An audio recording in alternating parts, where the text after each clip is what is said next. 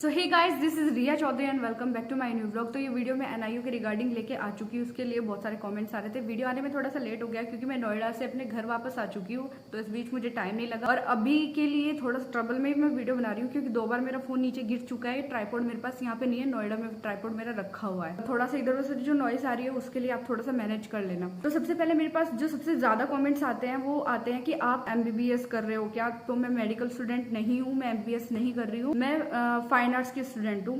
तो दूसरा जो सबसे ज्यादा कमेंट मेरे पास आता है कि दीदी हम MBA कर रहे हैं या LLB कर रहे हैं या BPT कर रहे हैं, तो इसके लिए कॉलेज अच्छा है या नहीं है। देखो, मेरे पास स्टार्टिंग में जो मेरे पास क्या, मैं खुद जिनसे मिलती थी मैंने उनसे पूछा कि आपकी ये बताओ कि आपकी पढ़ाई कैसी है यहाँ पे, क्योंकि तब भी मुझे पूछते थे जब मेरा न्यू एडमिशन हुआ था। तो अपने साथ वाले स्टूडेंट से मैंने पूछा है, तो उन्होंने बताया कि एक तो डी फार्मा वाली ने बोला था कि अच्छा है, BPT वाले ने बोला था अच्छा है, यहाँ पे पढ़ाई अच्छी हो रही है और टीचर भी स्ट्रिक्ट है और फैकल्टी भी अच्छी है। तो उनका कहना ये था, उनके बेस पे मैं आपको बता रही हूँ। तो मैं अपनी तरफ से कुछ नहीं कह रही हूँ, कल को आप आके कहने लोगों कि आपने हमसे ऐसे बोला था और यहाँ पे कुछ नहीं है। तो मैं उनकी कही हुई बातें आपको बता रही हूँ कि ऐसा ऐसा है। बाकी मुझे इस बारे में कोई ज्यादा नॉलेज नहीं है। तीसरे नंबर पे मुझे जो क्वेश्चन पूछा जाता है प्लेसमेंट के बारे में कि यहाँ की प्लेसमेंट कैसी है। तो प्लेसमेंट के बारे में जब मैंने स्टूडेंट से बात की तो स्टूडेंट का कहना ये था, कुछ बच्चों का कहना था कि प्लेसमेंट एवरेज है, किसी ने बोला कि अच्छी नहीं है और किसी ने बोला कि अच्छी है, प्लेसमेंट हो जाती है। अब उन्हीं के बेस में मैं आपको बता सकती हूँ क्योंकि मैं भी फ्रेशर थी, मेरा फर्स्ट ईयर अब भी कंप्लीट हुआ है और मैं सेकंड ईयर में आने वाली हूँ। कुछ बच्चों ने मुझे बोला था कि गलगोटिया के NIU के अकॉर्डिंग प्लेसमेंट अच्छी है, पर गलगोटिया के कुछ स्टूडेंट मुझे ऐसे मिले हैं जिन्होंने वहां से ग्रेजुएशन कंप्लीट कर लिया। उनका कहना यह है कि बिल्कुल ही बेकार है, गलगोटिया में अच्छा नहीं है।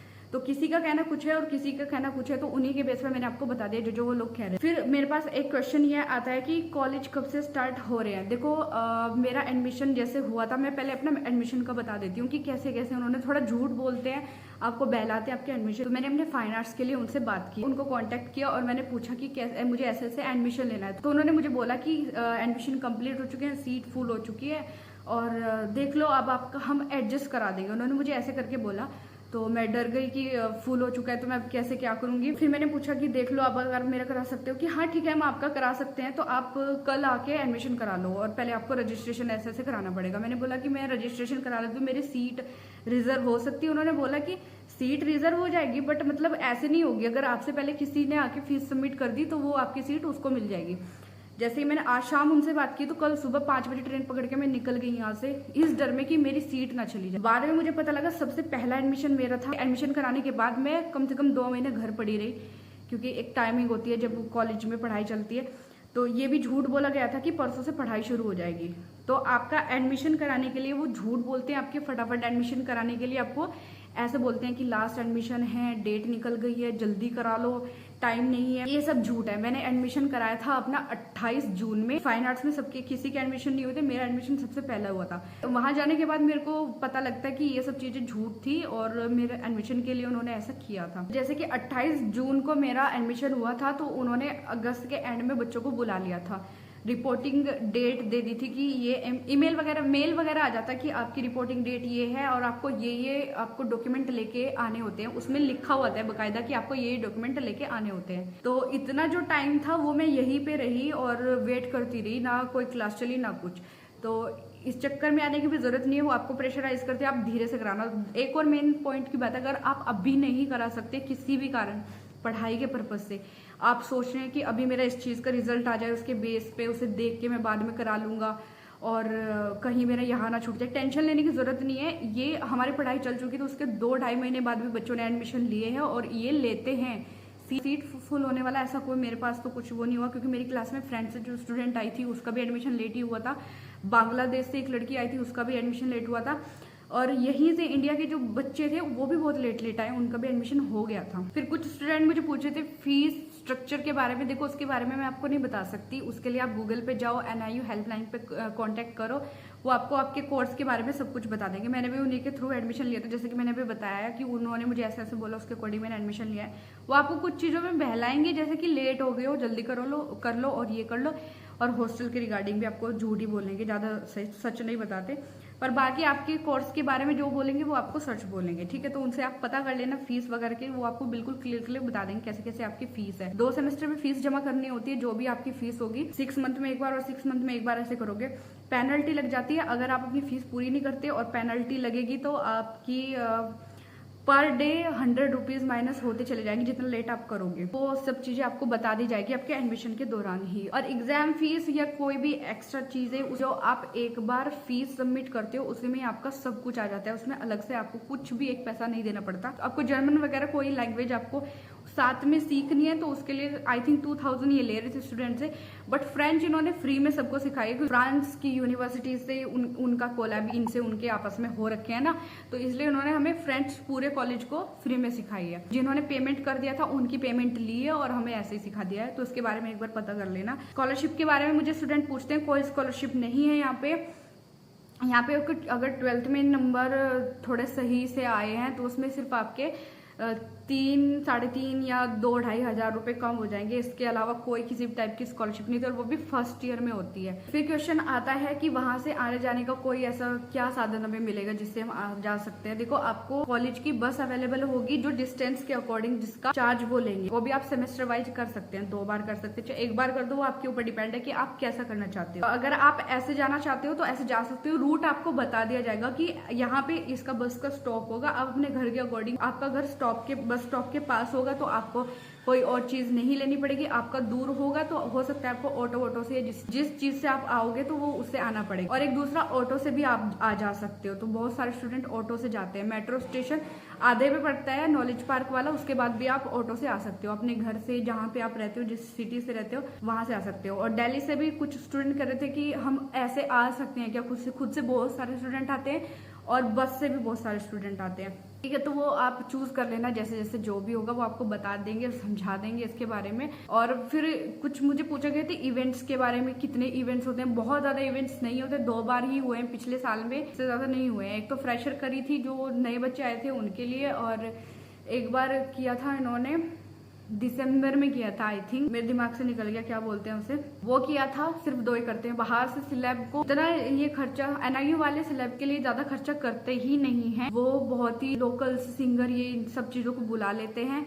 गलगोटिया में वो बुलाते हैं, मेरे वीडियो भी पड़ी है, मैं गलगोटिया में खुद गई थी, कृति सैनन वगैरह आई थी, तो वे करते रहते हैं और बुलाते रहते हैं। तो ये अपने उसमें ज्यादा खर्च नहीं करते, बस ज्यादा पढ़ाई सी का ज्यादा रहता है इनका। एक और जो सबसे मोस्ट इम्पोर्टेंट चीज जो मुझे आप लोगों को बतानी है, आपकी अटेंडेंस के लिए आपको जरा से भी लापरवाही नहीं करनी। क्या होता है कि जब हम स्टार्टिंग में जाते हैं तो शुरू के दिन हम सीरियस रहते हैं और फिर धीरे धीरे हम मौज मस्ती में आ जाते हैं। हमें बहुत सारी चीजें नई नई लगती है, नए दोस्त बन जाते हैं, तो बाहर पड़े रहते हैं क्लास से क्लास बंक करके, तो उसमें इतना नुकसान हो जाता है बहुत ज्यादा।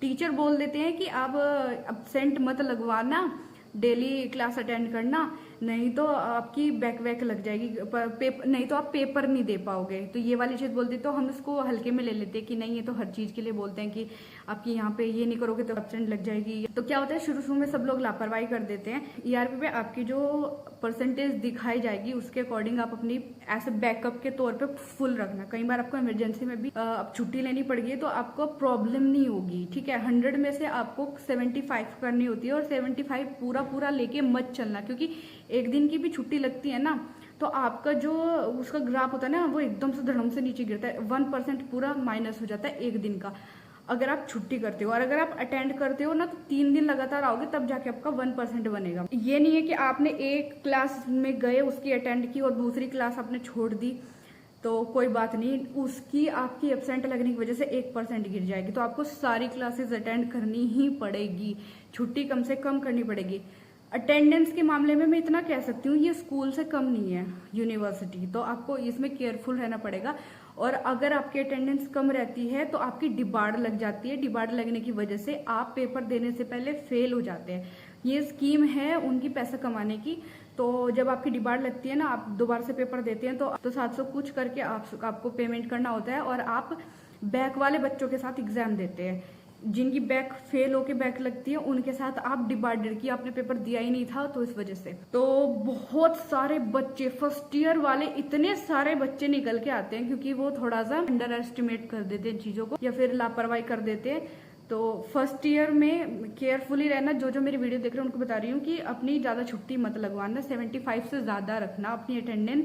दूसरा, इनके मार्क्स भी होते हैं, 10 नंबर आपको आपके अटेंडेंस के मिलते हैं, उनको भी अवॉइड करने की जरूरत नहीं है। अगर आपकी 5 या 6 क्लासेस दिन की है तो 5 या 6 क्लासेस आपको वो लेनी पड़ेगी, हर क्लास की अलग अलग अटेंडेंस लगेगी। ठीक है, ERP पे आपको शो हो जाता है, एक लिंक होता है हमारी नोएडा इंटरनेशनल यूनिवर्सिटी का, तो आपको उसमें आपका सब कुछ सब्जेक्ट वाइज अलग से दिखाई देगा और टोटल में अलग से दिखाई देगा। तो आपकी हर जगह की अलग अलग अटेंडेंस लगेगी। ऐसा नहीं कर सकते आपकी मैंने यहाँ पे तो लगवा ली थी, यहाँ ना लगवाऊँ तो कोई ज़रूरत नहीं है, नहीं, वो आपका माइनस हो जाता है, एकदम से नीचे आ जाते हो। तो ये मेरे लिए मुझे लग रहा है कि ज़्यादा इंपॉर्टेंट है।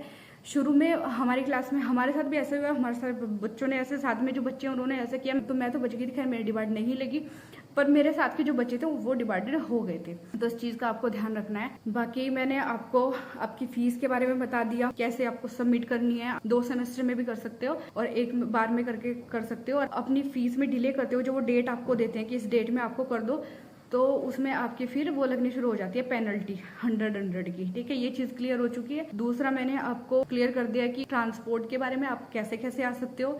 तीसरा, मैंने आपकी प्लेसमेंट वगैरह के कोर्स वगैरह के बारे में बता दिया कि मैं जैसे जैसे मैंने सुना है उसके अकॉर्डिंग ये सब है। बुक्स के बारे में पूछते हैं कि बुक्स का क्या करना है। बुक्स आपको लाइब्रेरी से मिलेगी, लाइब्रेरी से जाके आप बुक्स ले सकते हो। वैसे तो आपके नोट्स लिखवाए बनवाए आप भेजे जाते हैं आपके पास, तो बुक्स का कोई झंझट चक्कर नहीं होता। जो फाइन आर्ट्स के स्टूडेंट है उनको एक लंबी चौड़ी लिस्ट मिलती है, जैसे हमें मिली थी, तो हमें नहीं पता था, अचानक हमको बता दिया गया कि आपको ऐसे ऐसे सामान लगे। वो हमारा 10,000 तक का या 12,000 तक का सामान आया था, पर वो हम फाइन आर्ट्स के लिए, ठीक है, औरों के लिए तो नहीं होगा। वो सब सिंपल अपना रजिस्टर पेन लेके जाते हैं और अपना वर्क करते हैं। कुछ बच्चे मुझे एडमिशन के लिए पूछ रहे हैं कि ऑनलाइन ज्यादा सेफ रहेगा या वहाँ पे जाके ज्यादा सेफ रहेगा। वो आपके ऊपर डिपेंड करता है कि क्या चीज ज्यादा अच्छी लग रही है आपको, वहाँ पे जाके करना चाहते हो, अपनी यूनिवर्सिटी को देख के उनसे बात करके वहां पे जाओगे तो ज्यादा अच्छा होगा। आपको वो भी मिलेगी, प्रोस्पेक्टस मिलता है, उसमें 2 बुक होती है उनके बैग में, उसके सारे अंदर सब चीजें उसमें लिखी होती है, सब कुछ होता है। अगर आप नहीं जा सकते, बहुत दूर से आ रहे हो, तो आप ऑनलाइन भी कर सकते हो। प्रोसीजर भी पूछते हैं वो, अब थोड़ा सा मैं आपको बता देती हूँ। एक लिंक होता है, उससे जाके आप रजिस्ट्रेशन करोगे तो 1100 रुपये उसका चार्ज होता है। मैंने ऐसे किया था तो मैं अपने अकॉर्डिंग बता रही हूँ। फिर उसके बाद आपके सारे डॉक्यूमेंट उसमें जो जो रिक्वायर होते हैं वो सब आप सबमिट कर देते हैं, वही आपके उठा लेता है। जब आप एडमिशन की फीस सबमिट करते हो, एडमिशन का कुछ कराते हो ना, तो वहीं से आपके सारे डॉक्यूमेंट उठा लिए जाते हैं, बार बार आपको कराने की जरूरत नहीं पड़ेगी। तो गूगल से जाके आप उनकी हेल्पलाइन से कोई भी नंबर निकालते हो ना, तो वहां पे वो काउंसलर होते हैं, उनकी वही जॉब होती है, वो आपसे बात करेंगे, आपका एडमिशन कराएंगे और आपका एडमिशन का सारा कंप्लीट काम कराना वो उनकी जिम्मेदारी है।